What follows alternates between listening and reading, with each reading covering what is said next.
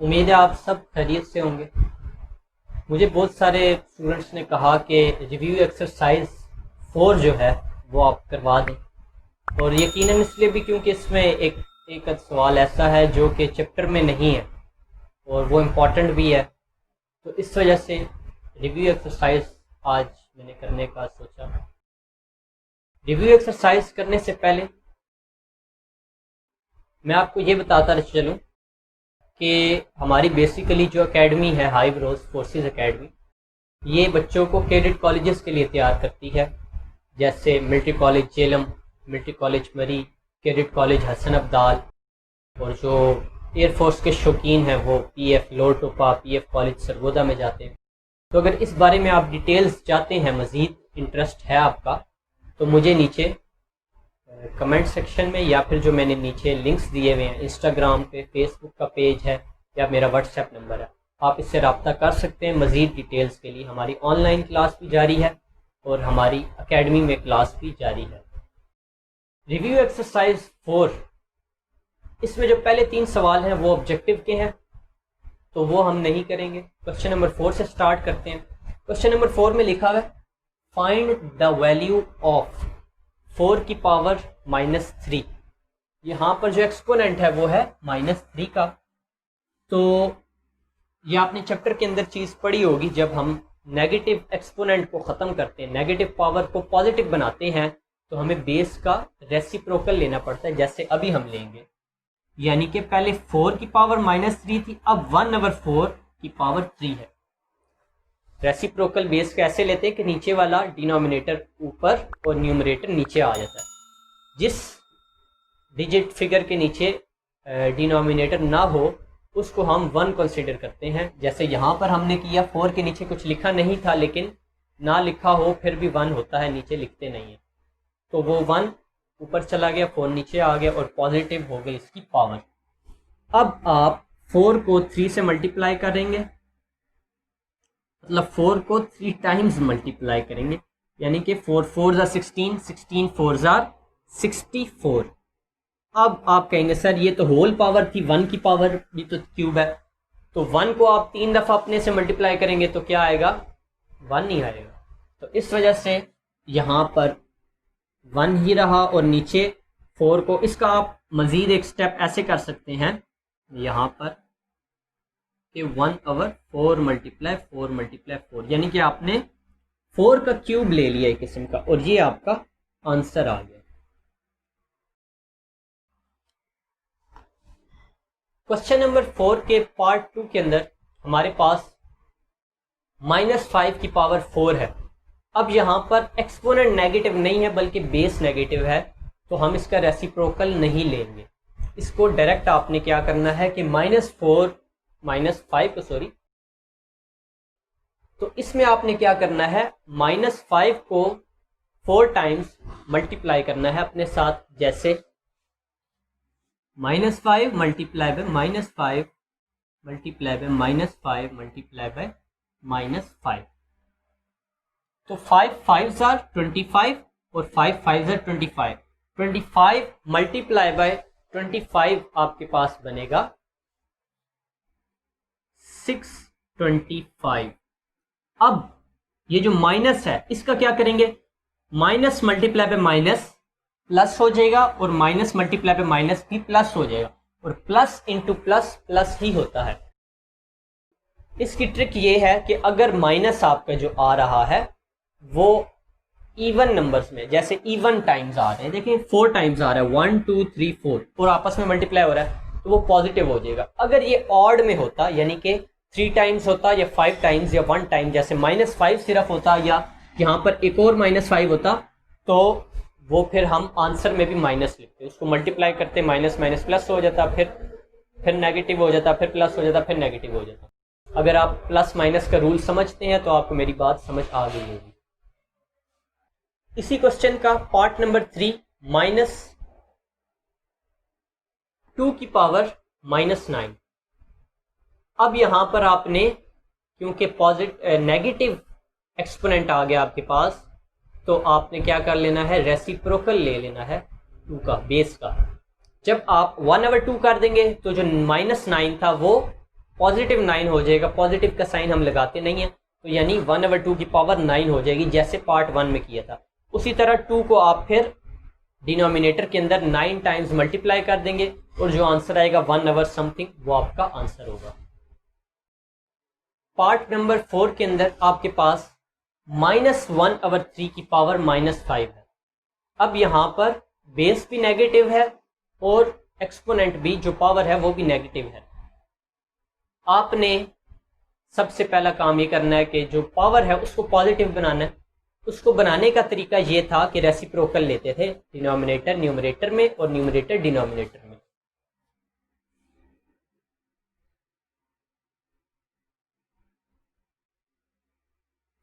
अब एक चीज आप याद रखें, फ्रैक्शन में जब साइन लगता है तो वो साइन फ्रैक्शन का होता है, किसी नंबर का नहीं होता। -1/3 का मतलब ये नहीं है कि सिर्फ -1 और 3 पॉजिटिव, ऐसे नहीं होता, वो माइनस पूरी फ्रैक्शन के साथ होता है। और जब हमने इसका रेसिप्रोकल लिया तो 1 नीचे आ गया, नीचे 1 लिखते नहीं है, लेकिन जो नेगेटिव साइन था वो ऊपर रह गया, क्योंकि 1 लिखा ही नहीं है तो नेगेटिव साइन हमें लिखना तो था उसके साथ, तो हमने 3 के साथ नेगेटिव साइन अपना लिख दिया। अब हमने -3 को 5 टाइम्स मल्टीप्लाई करना है। नाउ अब कोई मुझे बता सकता है कि साइन किसका लगेगा? जी बताएं। नेगेटिव लगेगा। नेगेटिव 5 टाइम्स आ रहा है, 1 2 3 4 5। जब ऑड में आएगा तो आपको आंसर में नेगेटिव ही साइन लगेगा। ओके, उसके बाद आप मल्टीप्लाई कर लें। 3 3 ज़र 9, 3 3 ज़र 9, 9 9 ज़र 81, 81 3 ज़ार 81 3 ज़ार 243। तो ये आपका आंसर आ गया। अब आ जाएं उस क्वेश्चन पर, क्वेश्चन नंबर 5 पर, जो कि सब बच्चे इंतजार कर रहे थे, जो कि डिफिकल्ट है, डिफरेंट है। एक्सरसाइज में ऐसा क्वेश्चन नहीं है। अब वो क्या है? उसमें आपके पास ऐसे टू साइड्स दी जाएंगी और कहा जाएगा कि इनमें से x की वैल्यू फाइंड करो अगर ये दोनों इक्वल हैं। तो अब ये देखते हैं कि हमने इसको कैसे फाइंड करना है। सबसे पहले आपके सामने 6 और 3 के दरमियान ब्रैकेट है, तो ये -7 की पावर 6 3 ज़ार 18 हो जाएगा। उसके बाद अब वो बात देखें कि जब हमारे पास -7 है और इसकी जो पावर है वो 18 है, यानी कि इवन नंबर्स में अगर 7 को -7 को आपस में मल्टीप्लाई करें तो 18 टाइम्स मल्टीप्लाई करेंगे और 18 इवन नंबर है। और जब इवन नंबर हो तो हमने कहा था कि बेस का हम नेगेटिव खत्म हो जाता है, पॉजिटिव आ जाता है। तो यहां पर आपकी पावर 7 की 8 और इसकी x थी। अब इसकी हमने फाइंड करनी थी। अब आप देखें 7, अगर 7 सेम है, इनको हम कैंसिल कर दें तो हमारे पास x किसके इक्वल आ जाता है? 18 के। बहुत ही इजी सवाल है, सिर्फ आपको थोड़ा सा ध्यान से कैलकुलेशन इसकी करनी है। इसी क्वेश्चन का पार्ट नंबर 2 देखें कि इसके अंदर लेफ्ट साइड पर फ्रैक्शन है और उसकी पावर है 2 और मल्टीप्लाई बाय 5, क्योंकि ब्रैकेट है तो 5 2 ज़र क्या हो जाएगा आपके पास 10। और राइट पे देखें आपके पास 3 की पावर x और 4 की पावर x है। जब पावर सेम है तो आप इसको होल पावर ले सकते हैं, आप इसी चैप्टर में पहले पढ़ चुके हैं। तो अब मुझे बताएं, अगर इनको हम देखें ये दोनों इक्वल हैं तो हम इन दोनों को कैंसिल कर सकते हैं और x will be equals to 10 हो जाएगा। अब देखते हैं पार्ट 4 को, जिसमें कुछ बच्चों को कंफ्यूजन आ सकती है 4 और 5 के अंदर। तो जैसे मैं समझाऊंगा इंशाल्लाह आपको कंफ्यूजन आपकी दूर हो जाएगी। यहाँ पर हमारे पास 5 और 11 ये बेसिस हैं और ऊपर एक्सपोनेंट्स हैं और मल्टीप्लाई है और राइट साइड पर ये है। तो पहले हम लेफ्ट साइड को ज़रा सिंप्लीफाई कर लेते हैं मज़ीद। आपको याद है कि अगर मल्टीप्लाई हो रही हो बेसिस और सेम भी हो तो पावर्स क्या होती हैं? ऐड होती हैं। ये हम चैप्टर 4 में पढ़ चुके हैं। उसके बाद आप इसको प्लस कर लेंगे मज़ीद। अब आपको पता है बेस सेम है अब हम कंपेयर करने वाले हैं एक्सपोनेंट्स को, जो है 16 इक्वल्स टू 8x। अब आप देखें x की अननोन वैल्यू है और 8 की नोन वैल्यू है, तो 8 को हम यहां जाकर डिवाइड कर देंगे क्योंकि एक तरफ मल्टीप्लाई और था, यहां आकर डिवाइड हो गया। अब 8 1 आर 8, 8 2 आर 16, तो x की वैल्यू क्या होगी 2। उम्मीद है अब आपको इस सवाल में कोई इशू नहीं होगा। नाउ पार्ट 5 पे आ जाए, बहुत ही इजी है। आपके पास ये वैल्यूज लेफ्ट पे राइट पे ये बेसिस सेम डिवाइड हो रही हैं, पावर सब्ट्रैक्ट होंगी, चैप्टर 4 में पढ़ चुके हैं।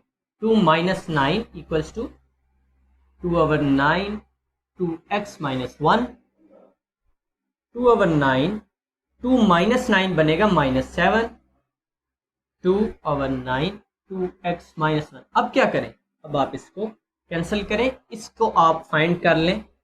अब यहां पर आप एक्सपोनेंट्स को कंपेयर कर लें, जो आएगा 2x - 1 इक्वल्स टू -7,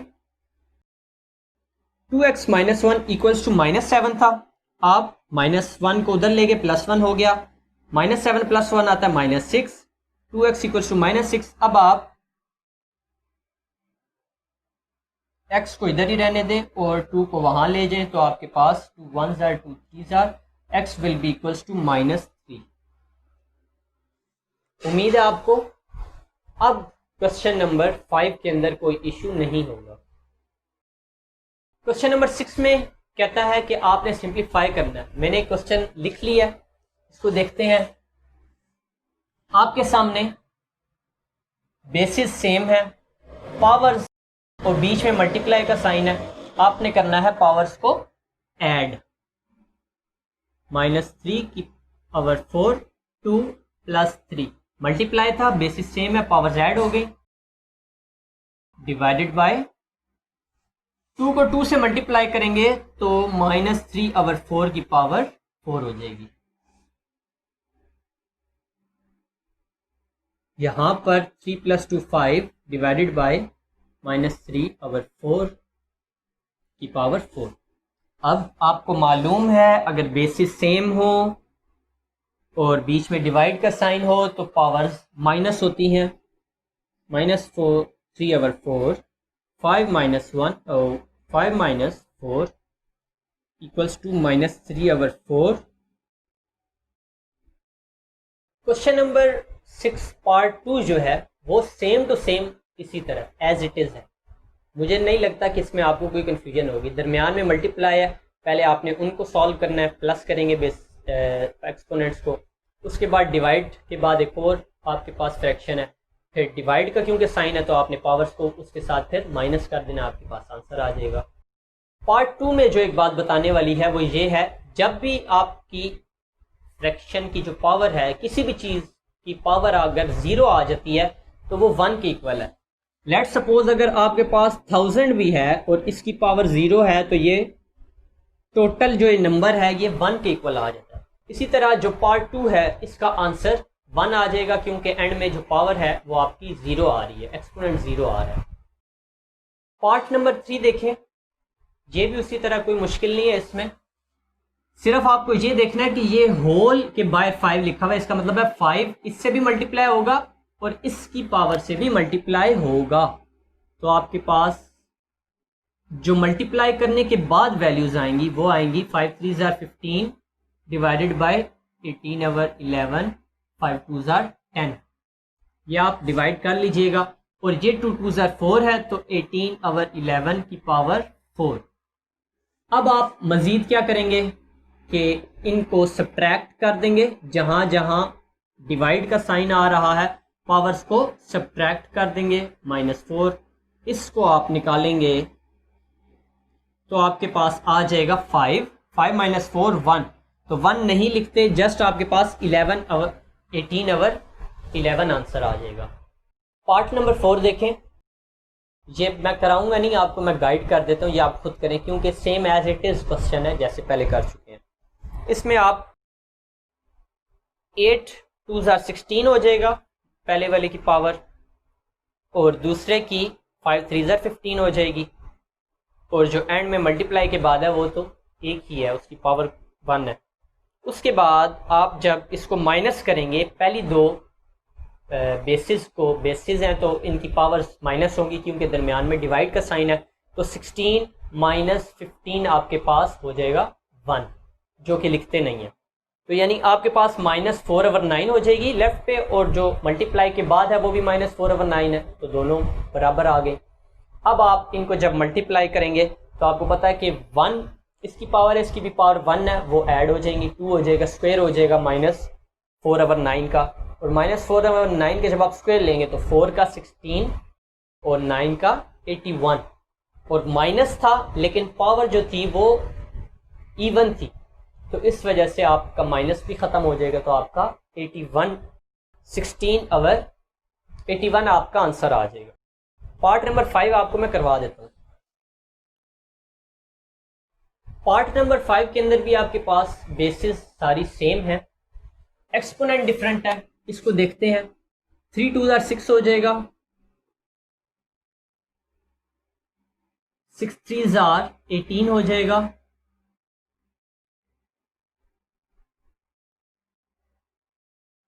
और ये आपका एज इट इज 25। अब बेस सेम है, दरमियान में मल्टीप्लाई का साइन है, तो पावर्स ऐड होंगी। ये नेक्स्ट स्टेप में कर लेंगे। पावर्स ऐड आप करेंगे तो आपके पास आ जाएगा 1/10 की पावर 24 डिवाइडेड बाय 1/10 की पावर 25। 1/10 की पावर 24 माइनस 25, डिवाइड का साइन था, एक्सपोनेंट्स माइनस होंगे।